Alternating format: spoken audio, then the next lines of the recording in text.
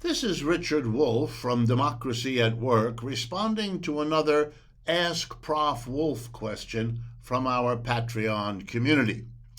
This question comes to me from Sue Ness, and Sue asks me why it is that when refunds are issued these days by companies that have either overcharged you or made some error in record keeping, etc., when you get these refunds, you rarely get them anymore with a check or a deposit somewhere. Instead, you get a credit card with the amount of the refund built into the card, and you're told, go use that to get your refund. And Sue wonders why. Well, Sue, the answer is the same as asking me why corporations do anything that they do. And the answer to that question is always the same. They do it because it's profitable. Profit is their bottom line. That's what they tell us. Profit is what enterprises go into business to get. Maximizing their profit is their goal. Businessmen and women are rewarded if they make more profits and punished if they don't. In business school, you're taught to get your Master of Business Administration that you really have to memorize and deeply embed in your consciousness that business is about profits. So always ask, first and foremost, how any puzzling development might affect the bottom line. Once you do that, the answer becomes easy, and so let me show you that by answering your question. Why are refunds given as credit cards or debit cards to you? And the answer is because it makes money. Now let's see how, and let's see for whom. First of all, if a refund is given to you as a check, let's say the refund is for $100, well then you get $100, and the company issuing the refund is out $100. So they've asked one of their graduates from business school to figure out how to squeeze some profit out of this, how to lower the real cost to the company below 100. And if that means you get deprived of some of the benefit, well, that's not their concern, is it? Because that's not what they're in business to do, take care of you. They say that in their advertisements, but you're smarter than that. So here's how it works. When you use a credit card, the merchant, let's say you buy a dress, or you buy a shirt, or you buy a meal with that credit card. The merchant who accepts the card pays usually somewhere between 4 and 6% of the bill to the bank that issues the credit card. So the minute they substitute a credit card for a check, somebody is making money, in this case, the merchant. So here's what the refunding company does with the credit card bank. It says, look, you're not getting anything out of the $100 refund I send to Sue Ness, but you could. Let's make a deal.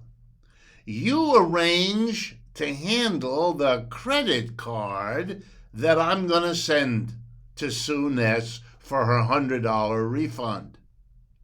And that means you're going to get, you bank that issued the card, you're going to get 6%, $6 every time she spends her $100 refund.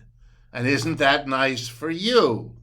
But we want something out of this. We're bringing you new business. We're bringing you $6 for every 100 refund we give. So how about you and we split it?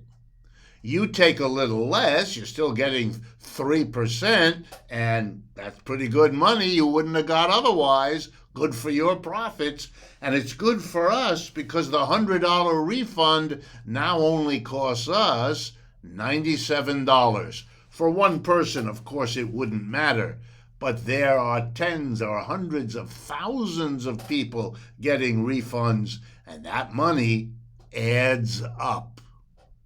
Now, let's give you the second way this works. By sending you a check and giving you cash, the chances are pretty good you're going to spend it pretty quick.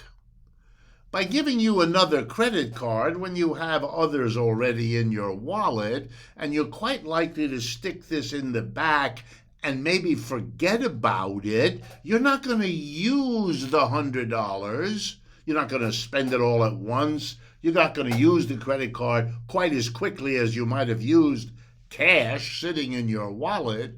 So you might take some time. Well, that means the money you're not using, that you haven't drawn down with your credit card, is still sitting in the account of the company that issued the refund. They're earning interest on that money until you use the card. So they're hoping you don't use the card for a while because, in effect, it's an interest-free loan to them of the money you might otherwise have spent and they wouldn't therefore have. Third way they make money.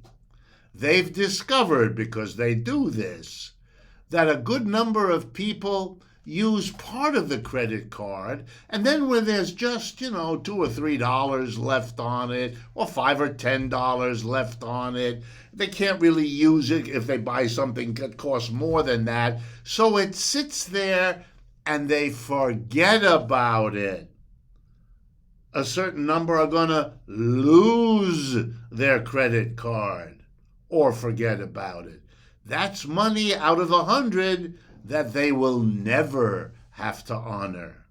So you put together their share of the deal with the credit card issuing bank, plus their share of a nice free loan because you take time, plus the money you never use because there's too little left on the card, or you've lost the card, or you've forgotten about the card, and they've reduced the real cost of every $100 refund down to maybe $80.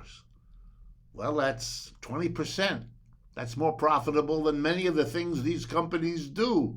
That's why they pay the business school graduate.